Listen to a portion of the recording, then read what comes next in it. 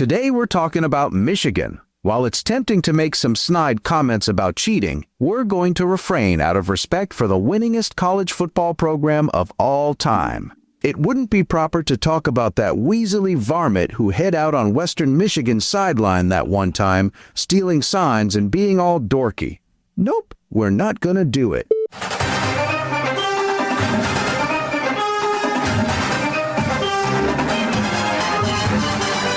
The countdown is on. Mullins, big opening, might be gone. Touchdown, Michigan.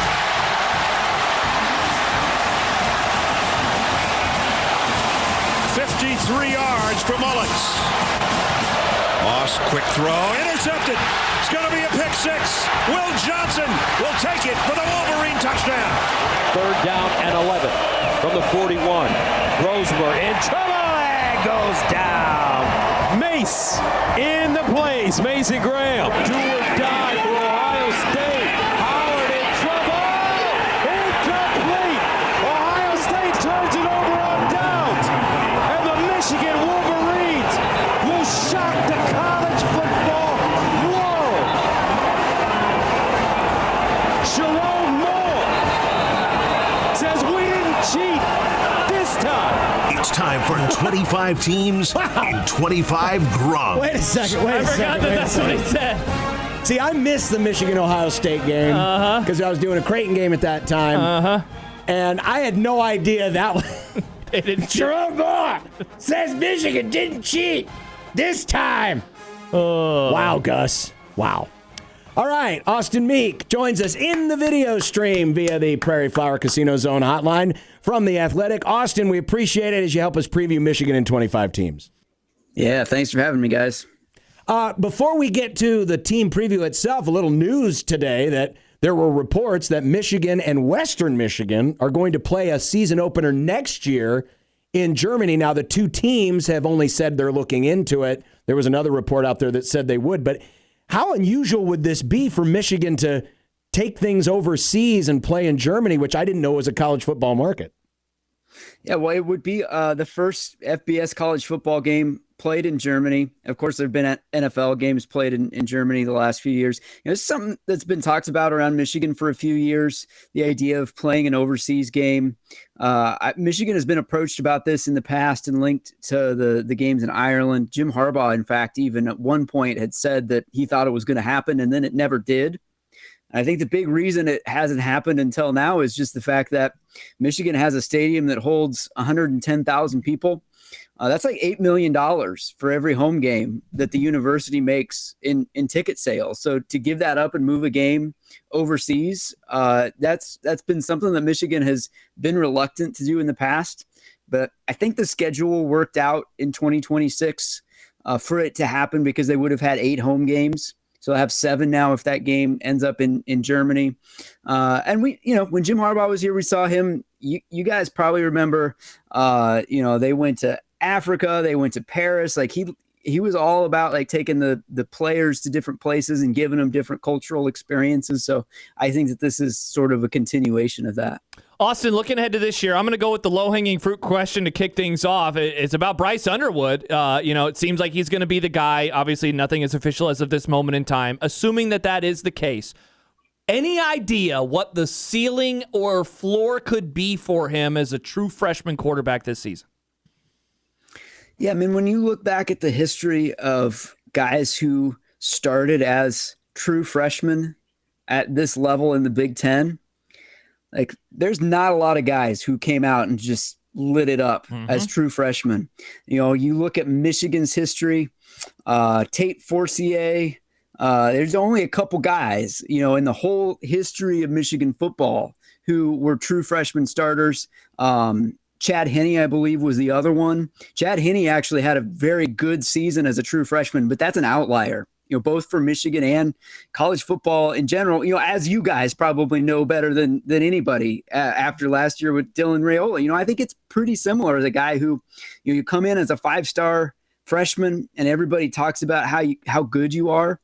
And then you find out that first year it's a tough adjustment no matter how talented you are. So, could Bryce Underwood be a league average starting quarterback as a freshman at Michigan? I think that's realistic, middle of the pack in the Big Ten. But it's hard for me to see him being a lot better than that just because he's so young. Austin Meek joining us as we preview Michigan in 25 teams and 25 grums. Austin with The Athletic, who covers the Wolverines. One of the splashier transfer portal signings this offseason was running back Justice Haynes. How does he fit into Michigan's offense, given that you're breaking in potentially, it's going to be a new starting quarterback, but it could be a true freshman. Good running game is going to take some pressure off that young man. How do you see Haynes fitting in? Yeah, that's been the MO for Michigan's offense. Going back, at the beginning of this run when Michigan got back to being a national power, they did that with their running game and their offensive line. And even with a 5-star quarterback, I think they want to maintain that identity. I think that's why they went out and spent in the transfer portal to get one of the best running backs available. Even when they had a running back in Jordan Marshall that they think is going to be really good, they went out and they got another one. And I think that just speaks to what Michigan wants to be on offense. They want to run the ball. They don't want to ask Bryce Underwood to have to go out there and win the game for them. I think Justice Haynes is a perfect fit in this offense. He's physical, he's explosive. Those two running backs together, I think, could be the best running back tandem in the Big Ten, potentially. And I think if Michigan's successful, it'll be because of the running game. I don't think they can ask too much of Bryce Underwood this year if they want to be a good team. And Austin, I'm curious what you think of the offensive line, because it seems like it is super talented, but it's kind of green as well. So what's the concern level with what they have up front? Yeah, it's a question mark. It's definitely a question mark, which is kind of weird to say because the offensive line has been such a strength of Michigan's program of late. Last year, they weren't as good as they've been. And this year, they're going to have a lot of the same guys. And they're looking for improvement from within primarily. They didn't really go deep in the portal to get guys to come in and be surefire day one starters. So left tackle is going to be a question mark. It sounds like Evan Link, who was the starting right tackle last year, has moved to the left side, may have the inside track for that job. He had a pretty rocky season his first year as a starter on the right side, and they have a lot riding on him making a big jump. And I think that's true across the board. They really need every single position on that offensive line to get better from where it was last year. And speaking of lines, then, on the other side of the ball, is it basically the exact opposite, where it is like all hype, all excitement? I know the quote that really stood out to me from this week was when Sherrone Moore said that they're 10 deep on the defensive line. Do you buy that they could be that good with that group up front? Well, I think it is a really good group. I also think they have some question marks there, though. I mean, you don't lose guys like Mason Graham and Kenneth Grant and Josiah Stewart and just say, oh yeah, we're not going to miss a beat. These guys are really good. You're talking Mason Graham, top 5 pick, Kenneth Grant, top 15 pick, Josiah Stewart, day 2 draft pick. Those guys were really, really good. I think the guys behind them are good players as well. A lot of them have had some time to develop in the program. A guy like Rayshawn Benny, defensive tackle, who was stuck behind some guys that are going to be playing in the NFL next year and didn't get as many opportunities. But when he did get the opportunities, he played really well. The 2 edge rushers they have with Derek Moore and TJ Guy ought to be 2 of the better edge rushers in the Big Ten. So I think their defensive line is going to be a strength. Will it be as good as it was last year? I think that's going to take some really massive improvement from some of these guys they've got coming back. Austin Meek of The Athletic, previewing Michigan in 25 teams. Similar to Nebraska, they went into the portal, Michigan did, to go out and find some receivers to replenish that team and make it a better unit than it was a year ago. Donovan McCulley comes over from Indiana. Anthony Simpson, who had previously played at Arizona and now was at UMass, he's come in. How much did Michigan improve its wide receivers from where they were a year ago? I think it all comes down to Donovan McCulley. If he's like an all-conference caliber wide receiver, then he could be the missing piece that this offense hasn't had. But he's got to be that guy because they didn't go out and get a bunch of wide receivers. It's not like they've got 4 or 5 guys they're bringing in and they just need one of them to hit. They really need Donovan McCulley to be the guy. They clearly last season were missing that 6'5" outside wide receiver who could just go up and get the ball. They were undersized at wide receiver. and then their quarterbacks weren't very accurate. So that just wasn't a good combination. That passing game was just hard to watch last year. So they went out and they got the quarterback in Bryce Underwood. They went out and they got the big play wide receiver in Donovan McCulley. But they really need that combination to click, because otherwise it's a lot of the same guys they had last year when that was like the least productive wide receiver group in the country, basically. Austin, going back to defense, we talked about the group up front. I wanted to ask you about a name obviously very familiar to Husker fans, Ernest Hausman. What's the hope for him in 2025? Obviously, when you send a guy to Big Ten Media Days, I'm guessing the expectation is for him to have a really good season. Yeah, I think he's become really, the heartbeat of that defense. The guy in the middle of the field, he wears the green dot. Wink Martindale, defensive coordinator, I think really trusts him to be that kind of coach on the field who gets everybody in the right spot and understands what they want to do on defense. Great dude. Like, just being around him, getting to know his story. He's really, I think, been everything that Michigan thought he could be when they got him from Nebraska and more. And that linebacker tandem with Ernest Hausman and Jayshawn Barham, two returning starters from last year. I would say both of them had a little bit of a up and down transition into Wink Martindale's defense, as a lot of guys did. Yeah. It was kind of rocky at the beginning of last season, but we really saw that defense find its stride the last few games of the season. And I think there's a lot of confidence that that's going to carry into next year. And a lot of it is having guys like Ernest Hausman back in starting positions. Nick, let's get it ready. We're going to finish up as we do each interview in 25 teams with some rapid fire questions, some quick answer questions. So, Nick. Rapid fire. Rapid fire. You do not throw rocks at a man who's got a machine gun. Rapid fire. The most important player who is not a quarterback. I'm going to say Donovan McCulley. I think Michigan's passing game really hinges on him. The player you're most interested to see how they contribute, and I'm thinking particularly newcomers. Probably Justice Haynes. The minimum expectation you think this year for Michigan? I think it's got to be 10 wins. I almost want to say CFP, but I think it's a notch below that. But I think they got it. They won 9 last year. I think they got to hit 10. The biggest strength Michigan has this year is what? I think it's still the defensive front. That front 7, the linebackers they have coming back, and then the front 4, I think, is the strength of the team. Biggest weakness? I think I'd probably say still the wide receivers, because I don't think outside of McCulley they got a lot better there. If you had $10,000 riding on it, your record prediction for the regular season would be? 9-3. What percentage chance do you think Michigan has of beating Nebraska in Lincoln?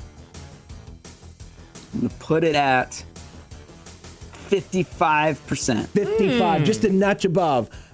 Conference champion pick? Penn State. Went with Penn State. And give me 3 teams that you would wager will be a national champion this year. 3 teams in the national championship. Yeah, just any 3 teams. If you had 3 teams to pick to win the title, who would they be? Probably Texas, Penn State, and give me Georgia. Georgia. All right, there we go. Austin Meek from The Athletic. Austin, first of all, congratulations. You completed the speed round faster than anyone else. Oh my gosh, Austin, you were so much better than everybody else. Great work. I understood the assignment, man. You said rapid fire. Secondly, enjoy camp and great coverage all season long. We look forward to reading you in The Athletic. All right, appreciate it, fellas. Thank you, Austin. Austin Meek of The Athletic joining us on the Prairie Flower Casino Zone hotline. Josh! We got to look at Michigan first. I was going to say, I know that you have a list item, but I do have a list item, but we have to. I just realized you forgot to upload it. No, I hid it. It was hidden. But let's take a look at where the Wolverines are this year. I will have a list. I'll have the list ready to go though for you. K Ford's got him at a 9-3 team, 9.2 wins to be exact, 43% chance of getting to 10, as Austin said was the expectation. But they got an interesting week 2. That week 2 game at Oklahoma, fascinating for both teams. Oh, my gosh. Because both teams looking to bounce back, Oklahoma more so than Michigan. but Oklahoma gets to host it. That'll be fascinating. And then, of course, Michigan's got Nebraska and not coming off a bye. Then they get a bye. Then that middle portion will be Wisconsin at USC, Washington at Michigan State, Purdue. Then they finish up 2 out of 3 on the road, with the only home game being the Ohio State game at the end of the year. Fascinating schedule when you see 6 road games versus 6 home. You don't see that very often from power programs, and especially a power program like Michigan. But it's one of those odd years where they only play 4 games at home in conference. Normally, when that happens, they do what they can to have all 3 non-conference games at home, but they don't. And so this means, by the way, next year they're going to have 8 home games because Oklahoma makes the return trip. No, you know what? They're playing in Germany, so they'll have 7 home games again next year. Really interesting. I mean, by the time they leave Lincoln at 7:30, 8 o'clock Central Time on that September evening, we're going to know a lot about the Wolverines. I know I'm down on Oklahoma. You go in there, you get a nice, impressive win. It's going to mean something, and certainly I'm curious to see what Bryce Underwood looks like as the true freshman. Austin, I thought he gave a great answer at the beginning of the interview. It's really difficult. We saw it around here last year. Sure did. And we're still wondering what that's going to mean for now. They do have Mikey Keene, a transfer quarterback who's thrown for over 8,000 yards in FBS, he's basically the backup plan. Sure. So I'll be fascinated to see coming out of camp how much they're going to lean into Underwood, or will Keene be allowed to play a little bit as well as they ease Underwood into the process? We'll see. Yep. We'll see how they decide to handle it. And remember, 2 of those games, including the Nebraska game, Sharon Moore not on the sidelines. Yeah, and we didn't get a chance to talk about that with him, but we're still actually waiting for the official word on if that is going to be the case. Get the list out. I have it. Get the tomatoes. Because week 4 in Lincoln, Yeah. Nebraska will beat Michigan Wow. by 2 scores. Whoa! I told you it was bold, baby. John really wants Nebraska to be will wrong. beat Michigan by 2 scores.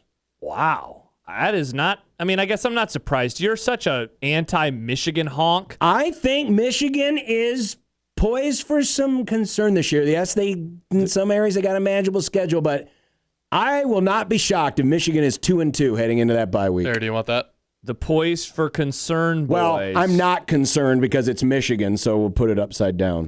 Nice. Interesting, John. Nebraska will win by 2 scores. Interesting. Dos.